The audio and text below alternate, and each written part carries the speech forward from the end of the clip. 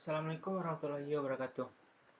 Perkenalkan, saya Muhammad Hafiz bersama partner saya Muhammad Fahrel. Kami berasal dari kelas 2 PLN, program studi Teknik Listrik jurusan Teknik Elektro. Pada video kali ini, kami akan menyampaikan presentasi mata kuliah Pendidikan Agama Islam dengan tema pentingnya menjaga akhlak. Tanpa memperpanjang lagi, yuk kita masuk ke materinya. Yang pertama, pengertian akhlak. Ada dua pendekatan yang dapat kita gunakan untuk mendefinisikan akhlak. Yang pertama, pendekatan linguistik atau kebahasaan. Kata akhlak itu berasal dari bahasa Arab yang kata jamaknya dari khulukun, yang menurut bahasa berarti budi pekerti, perangai, tingkah laku, atau tabiat. Kata tersebut mengandung segi-segi persesuaian dengan perkataan kholqun yang berarti kejadian, dan juga erat hubungannya dengan khaliq yang berarti pencipta. Demikian pula dengan makhlukun yang berarti yang menciptakan. Adapun yang kedua, secara epistemologi atau istilah, akhlak bisa diartikan sebagai perspektif sebagaimana sesuai dengan pendapat para ahli tasawuf, diantaranya yang pertama menurut Ibnu Maskawi yang berkata keadaan jiwa seorang yang mendorongnya untuk melakukan perbuatan-perbuatan tanpa melalui pertimbangan pikiran terlebih dahulu. Sedangkan menurut Imam Al-Ghazali, akhlak ialah suatu sifat yang tertanam dalam jiwa yang daripadanya timbul perbuatan-perbuatan dengan mudah, dengan tidak memerlukan pertimbangan pikiran terlebih dahulu. Sedangkan yang ketiga, menurut Profesor Dr. Ahmad Amin, akhlak adalah adatul iradah atau kehendak yang dibiasakan. Sebagaimana perkataannya, sementara orang membuat definisi akhlak, bahwa yang disebut akhlak ialah kehendak yang dibiasakan. Artinya, bahwa kehendak itu bila membiasakan sesuatu, maka kebiasaan itu dinamakan akhlak. Maka kehendak dan kebiasaan dalam perkataan tersebut dapat diartikan bahwa kehendak adalah ketentuan dari beberapa keinginan manusia setelah bimbang. Sedangkan kebiasaan ialah perbuatan yang diulang-ulang sehingga mudah melakukannya. Masing-masing kehendak dan kebiasaan ini merupakan kekuatan. Dan gabungan dari kekuatan ini akan menciptakan kekuatan besar yang dinamakan akhlak. Sekalipun ketiga definisi tadi itu berbeda, namun maknanya tidak jauh berbeda. Sehingga Profesor Kiai Haji Farid Ma'ruf menyimpulkan definisi akhlak yaitu kehendak manusia yang menimbulkan perbuatan dengan mudah karena kebiasaan, tanpa memerlukan pertimbangan pikiran terlebih dahulu. Selanjutnya, kita masuk kepada sumber dan ciri-ciri akhlak Islami. Persoalan akhlak di dalam Islam banyak dibicarakan dan dimuat pada Al-Quran dan hadis. Sumber tersebut merupakan batasan-batasan dalam tindakan sehari-hari bagi manusia. Ada yang menjelaskan arti baik dan buruk, memberikan informasi kepada umat. Apa yang semestinya harus diperbuat dan bagaimana harus bertindak, sehingga dengan mudah dapat diketahui apakah perbuatan itu terpuji atau tercela, benar atau salah. Akhlak Islam, karena merupakan sistem akhlak yang berdasarkan kepada kepercayaan kepada Tuhan, maka tentunya sesuai pula dengan dasar daripada agama itu sendiri. Dengan demikian, dasar atau sumber pokok akhlak Islam adalah Al-Quran dan hadis. Sebagaimana dijelaskan oleh hadis Nabi, dari Anas bin Malik berkata, bersabda Nabi Muhammad SAW, telah kutinggalkan atas kamu sekalian dua perkara, yang apabila kamu berpegang pada keduanya, maka tidak akan tersesat, yaitu kitab Allah dan sunat Rasulullah-Nya. Nasir menyebutkan bahwa akhlak Islam berkisar pada yang pertama, tujuan hidup setiap muslim ialah menghambakan dirinya kepada Allah untuk mencapai keridhaannya, hidup sejahtera lahir dan batin dalam kehidupan masa kini maupun yang akan datang. Yang kedua, dengan keyakinannya terhadap kebenaran wahyu Allah dan sunnah Rasulnya, maka akan membawa konsekuensi logis sebagai standar dan pedoman utama bagi setiap orang muslim. Yang ketiga, keyakinannya akan hari akhir atau hari pembalasan, yang mana mendorong manusia berbuat baik dan berusaha menjadi manusia sebaik mungkin dengan segala pengabdiannya kepada Allah. Yang keempat, Islam tidak moral baru yang bertentangan dengan ajaran dan jiwa Islam. Berasaskan dari Al-Quran dan hadis, diinterpretasikan oleh ulama yang mujtahid. Yang kelima, ajaran Islam meliputi segala kehidupan manusia berdasarkan asas kebaikan dan bebas dari segala kejahatan. Islam tidak hanya mengajarkan tetapi menegakkannya dengan janji dan sanksi ilallahi yang maha adil. Tuntutan moral sesuai dengan bisikan hati nurani yang menurut kodratnya cenderung kepada kebaikan dan membenci keburukan.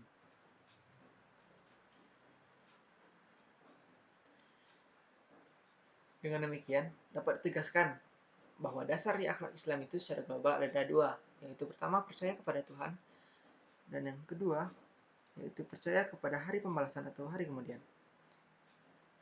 Sebagaimana disebut oleh Abdul A'la Ma'udi bahwa sistem moral atau akhlak ada yang berdasarkan kepercayaan kepada Tuhan dan kehidupan setelah mati. Dalam Islam, budi pekerti merupakan refleksi iman dari seseorang. Sebagai contoh, suri tauladan yang pas dan benar ialah Rasulullah SAW. Beliau memiliki akhlak yang sangat mulia, agung, dan teguh, sehingga tidak mustahil bagi Allah untuk memilih beliau sebagai pimpinan umat manusia. Akhlak Islam bersifat mengarahkan, membimbing, mendorong, membangun peradaban manusia, dan mengobati bagi penyakit sosial dari jiwa dan mental. Tujuan berakhlak yang baik untuk mendapatkan kebahagiaan di dunia dan di akhirat. Dua simbolis tujuan inilah yang mengidamkan manusia bukan semata berakhlak secara Islami, hanya bertujuan untuk kebahagiaan dunia saja. Dalam ajaran Islam, memelihara terhadap sifat terpuji itu sangat baik dan ada ciri-ciri akhlak Islamiah, yaitu satu, kebajikan yang mutlak. Yang kedua, kebaikan yang menyeluruh. Yang ketiga, kemantapan. Yang keempat, kewajiban yang dipatuhi. Yang kelima, pengawasan yang menyeluruh.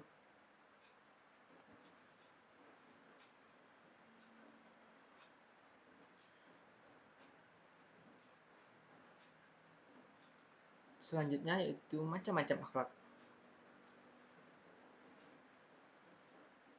Di antara akhlak-akhlak itu diantaranya ada akhlak terpuji atau mahmudah, dan ada juga akhlak tercela atau masmumah. Yang pertama, kita masuk kepada akhlak terpuji. Ada 4 pembagiannya. Yang pertama, husnuzon. Husnuzon berasal dari kata husnus yang berarti baik dan adamu yang berarti persangka. Jadi husnuzon berarti persangka, perkiraan, dugaan baik. Lawan dari husnuzon adalah su'uzon, yakni persangka buruk terhadap seseorang. Hukum Allah dan Rasul-Nya adalah wajib untuk kita imani. Dan wujud husnuzon kepada Allah dan Rasul-Nya antara lain meyakini dengan sepenuh hati bahwa semua perintah Allah dan Rasul-Nya adalah untuk kebaikan. Yang kedua, meyakini dengan sepenuh hati bahwa semua larangan agama pasti berakibat buruk. Yang kedua itu tawadu, yaitu rendah hati. Sebagaimana sabda Rasulullah, barang siapa rendah hati kepada saudaranya semuslim, maka Allah akan mengangkat derajatnya. Dan barang siapa yang mengangkat dirinya terhadapnya, maka Allah akan merendahkannya. Hadis riwayat At-Tabrani. Yang ketiga, tasamu, yaitu sikap tenggang rasa, saling menghormati dan saling menghargai sesama manusia. Allah berfirman dalam Quran surah Al-Kafirun ayat 6, untukmu agamamu dan untukku agamaku. Ayat itu menjelaskan bahwa masing-masing pihak bebas melaksanakan ajaran agama yang diyakini. Yang keempat yaitu ta'awun, yang berarti tolong menolong, gotong royong, bantu membantu sesama manusia, yang dijelaskan dalam surat Al-Maidah ayat 2. Dan tolong menolonglah kamu dalam mengerjakan kebajikan dan takwa, dan jangan tolong menolong dalam berbuat dosa dan permusuhan. Selanjutnya akhlak tercela. Yang pertama kita langsung masuk ke hasad. Hasad itu artinya iri hati, dengki. Rasulullah bersabda, janganlah kamu saling membenci dan janganlah kamu saling mendengki. dan janganlah kamu saling menjatuhkan. Dan hendaklah kamu menjadi hamba Allah yang bersaudara, dan tidak boleh seorang muslim mendiamkan saudaranya lebih dari 3 hari. Hadis riwayat Anas. Yang kedua yaitu dendam. Dendam yaitu keinginan keras yang terkandung dalam hati untuk melaksanakan kejahatan. Allah berfirman dalam surat An-Nahl ayat 126 yang berbunyi, dan jika kamu membalas, maka balaslah dengan balasan yang sama dengan siksaan yang ditimpakan kepadamu. Tetapi jika kamu bersabar, sesungguhnya itulah yang terbaik bagi orang yang bersabar. Selanjutnya, poin ketiga, ghibah dan fitnah, yaitu membicarakan kejelekan orang lain dengan tujuan untuk menjatuhkan nama baiknya. Allah berfirman dalam surat Al-Hujurat ayat 12 yang berbunyi, dan janganlah ada di antara kamu yang menggunjing sebagian yang lain. Apakah ada di antara kamu yang suka memakan daging saudaranya yang sudah mati? Tentu kamu merasa jijik.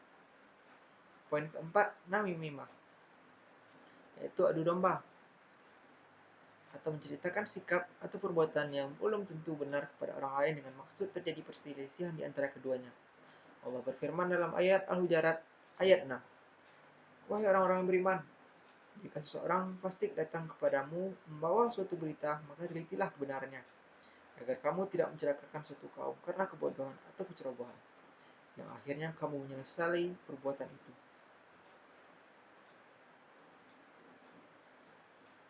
Selanjutnya yaitu proses terbentuknya akhlak. Menurut Dr. Ahmad Amin, pakar ilmu akhlak, akhlak manusia terbentuk melalui proses kehendak dan pembiasaan. Pada proses pertama yaitu kehendak, itu terbentuk melalui 3 proses, yaitu timbulnya keinginan untuk melakukan sesuatu. Yang kedua, timbulnya kebimbangan antara dua pilihan, yaitu dilakukan atau tidak. Dan yang ketiga, mengambil keputusan mana yang harus dilakukan. Dan proses kedua yaitu membiasakan. Terbentuknya kebiasaan melalui 2 proses, yaitu satu, adanya kecenderungan hati untuk melakukan suatu perbuatan. Yang kedua, dilakukan secara terus-menerus. Berbicara masalah pembentukan akhlak sama dengan membicarakan tentang tujuan pendidikan. Karena banyak sekali dijumpai pendapat para ahli untuk mengatakan bahwa tujuan pendidikan adalah pendidikan akhlak. Imam Al-Ghazali mengatakan sebagai berikut, seandainya akhlak itu tidak dapat memberi perubahan, maka batallah fungsi wasiat, nasihat, dan pendidikan. Dan tidak ada pula fungsi dari hadis Nabi mengatakan, perbaikilah akhlakmu sekalian. Dengan demikian, bahwa akhlak merupakan hasil usaha dari pendidikan dan pelatihan terhadap potensi rohaniah yang terdapat dalam diri manusia. Hal ini menunjukkan bahwa akhlak memang perlu dibina. Dalam bina tersebut, akhlak perlu dirancang dengan baik, sistematik, dan dilaksanakan dengan sungguh-sungguh. Dalam kesungguhan, dalam pembinaan akan membawa hasil berupa terbentuknya pribadi-pribadi muslim yang berakhlak mulia. Selanjutnya, faktor-faktor yang mempengaruhi akhlak. Menurut Hamzah Yakub, faktor-faktor yang mempengaruhi terbentuknya akhlak dipengaruhi dan ditentukan oleh 2 faktor. Yang pertama, faktor intern. Di dalam faktor intern terdapat yang pertama, insting atau naluri, yaitu kesanggupan melakukan hal-hal kompleks tanpa latihan sebelumnya. Yang kedua yaitu kebiasaan, yaitu perbuatan yang selalu diulang-ulang sehingga menjadi mudah dikerjakan. Yang ketiga, keturunan, yaitu perpindahan sifat-sifat tertentu dari orang tua kepada keturunannya. Yang keempat, keinginan atau kemauan keras, yang merupakan suatu fungsi jiwa untuk dapat mencapai sesuatu. Yang kelima, hati nurani, yaitu suatu kekuatan yang sewaktu-waktu memberikan peringatan atau isyarat apabila tingkah laku manusia berada di ampang bahaya atau keburukan. Yang kedua yaitu faktor ekstern atau faktor dari luar. Yang pertama ada lingkungan. Lingkungan alam mampu mematahkan atau membentuk pertumbuhan bakat yang dibawa seseorang. Yang kedua yaitu pengaruh keluarga. Fungsi keluarga yaitu memberikan pengalaman kepada anak baik melalui peringatan atau pembinaan, menuju terbentuknya tingkah laku yang diinginkan oleh orang tua. Yang ketiga, pengaruh sekolah. Lingkungan sekolah itu pada dasarnya terletak yang kedua setelah dari pendidikan keluarga, yang mana pada umumnya di situ terdapat pembentukan sikap-sikap dan kebiasaan dari kecakapan-kecakapan pada umumnya. Dan yang keempat yaitu pendidikan masyarakat, di mana yaitu kumpulan individu dalam kelompok yang diikat oleh ketentuan negara, kebudayaan, dan agama.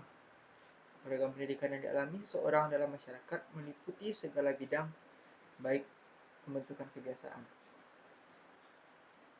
pengertian atau pengetahuan, sikap, dan minat, maupun pembentukan kesusilaan dan keagamaan. Selanjutnya, pentingnya menjaga akhlak. Akhlak yang baik dan mulia akan mengantarkan kedudukan seseorang pada posisi yang terhormat dan tinggi. Atas dasar itulah, agar kita semua tidak tersesat dalam menjalani hidup dan dapat menjadikan Rasulullah sebagai idola kita, karena sesungguhnya pada diri Rasulullah terdapat suri tauladan yang baik bagi kita. Sebagaimana hadis Nabi, yang artinya dari Anas bin Malik berkata, bersabda Nabi besar Sallallahu Alaihi Wasallam, telah kutinggalkan atas kamu sekalian dua perkara, yang apabila kamu berpegang pada keduanya, maka tidak akan tersesat, yaitu kitab Allah dan sunat Rasulnya. Baiklah, untuk presentasi selanjutnya akan dilanjutkan oleh partner saya, Muhammad Farah.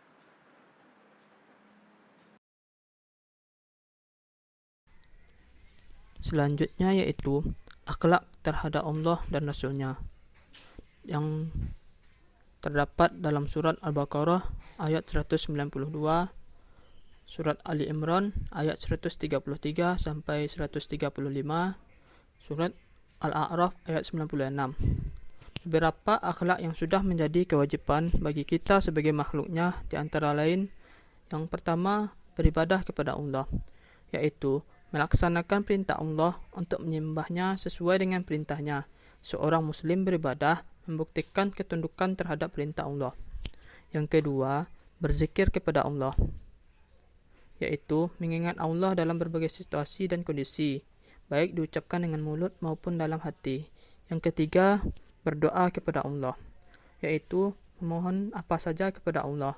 Doa merupakan inti ibadah, karena ia merupakan pengakuan akan keterbatasan dan penerapan akhlak dalam kehidupan.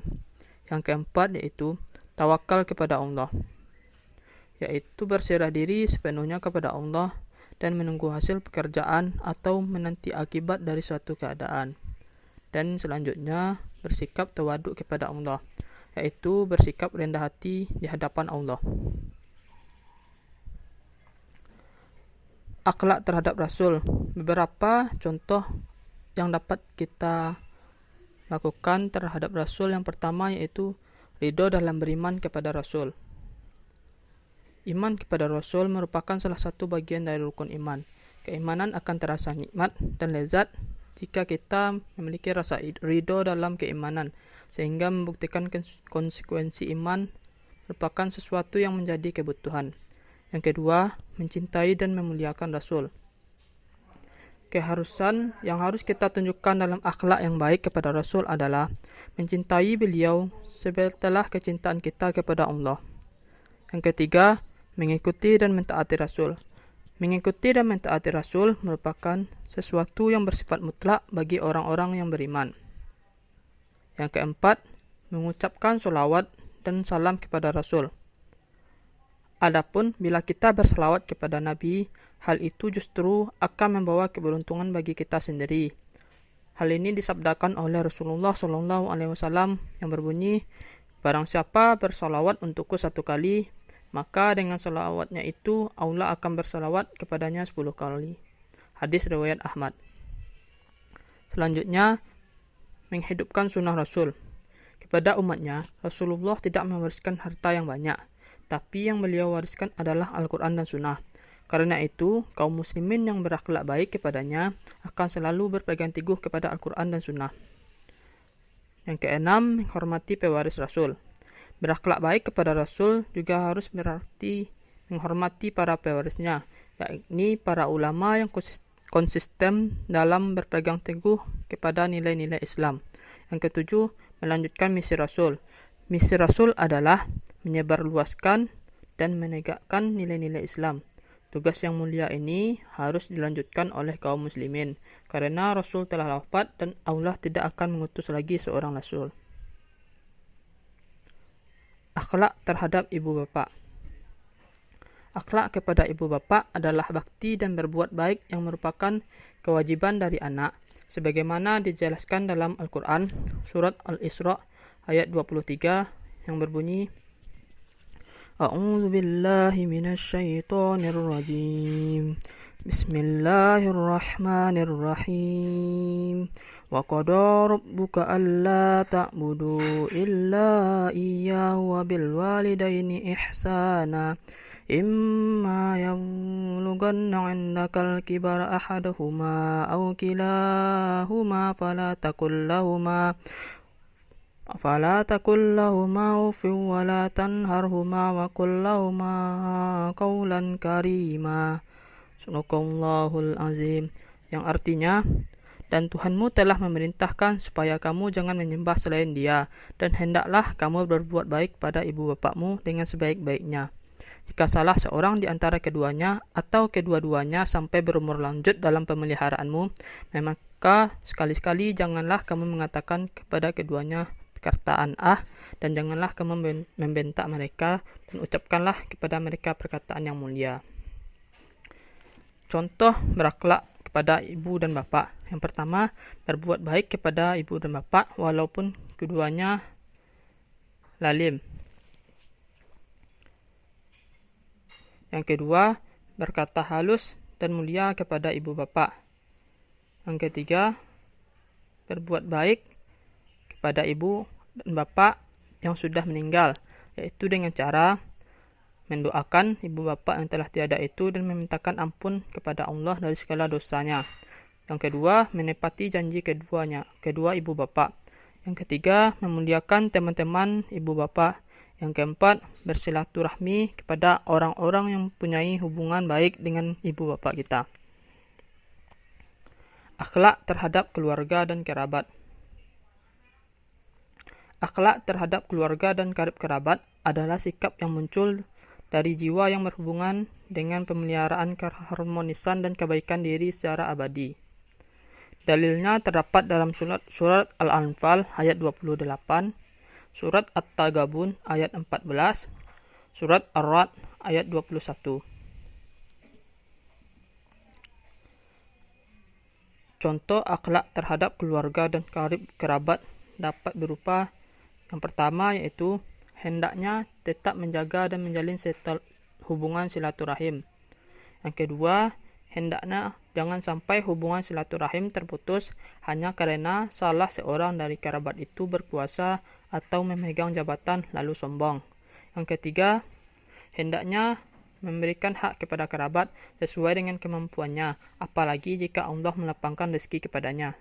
Yang keempat, hendaknya tetap berbuat adil dan berbuat kebajikan kepada keluarga atau kerabat. Yang kelima, hendaknya bersikap dan berakhlak yang baik dan berkata yang baik kepada kerabat. Yang keenam, hendaknya berakhlak atau berbakti kepada kerabat yang tua, seperti bersikap kepada ibu atau bapaknya sendiri. Yang ketujuh, hendaklah berakhlak atau menyayangi kerabat yang muda. Yang delapan, tetap menjalin hubungan silaturahim dengan kerabat meskipun mereka kafir, yaitu dapat berupa berbuat baik kepada ayah dan ibu yang kafir. Yang kesembilan, hendaknya tidak menjadikan kerabat sebagai wali jika mereka lebih mengutamakan kekafiran di atas keimanan. Selanjutnya yaitu akhlak terhadap diri sendiri.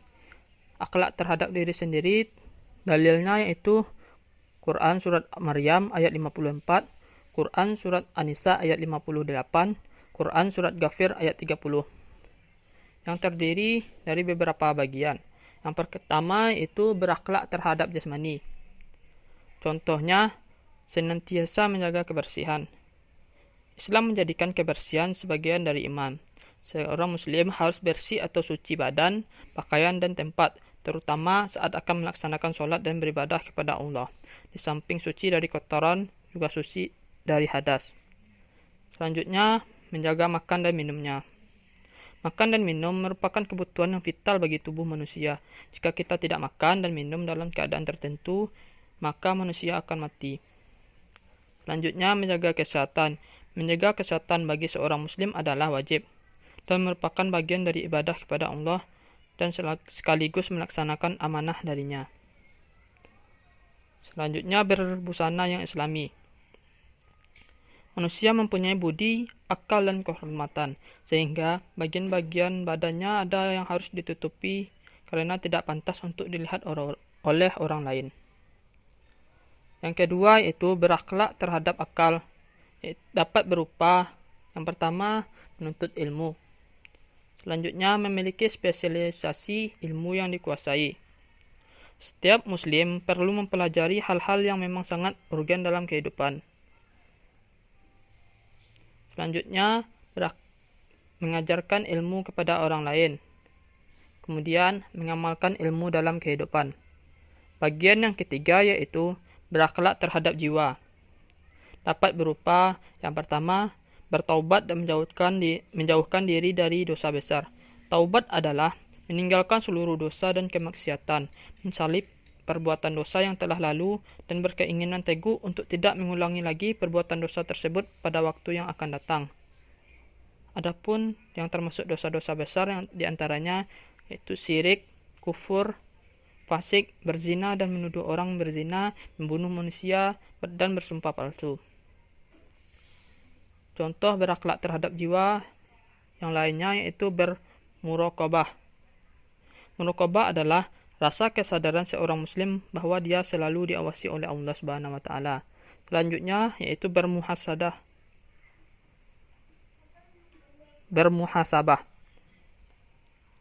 Maksudnya adalah menyempatkan diri pada suatu waktu untuk menghitung-hitung amal hariannya. Apabila terdapat kekurangan pada waktu yang diwajibkan kepadanya, maka dia menghukum diri dan berusaha memperbaikinya. Selanjutnya yaitu bermujahadah. Bermujahadah adalah berjuang, bersungguh-sungguh, berperang melawan hawa nafsu. Baiklah, sekian dari kami.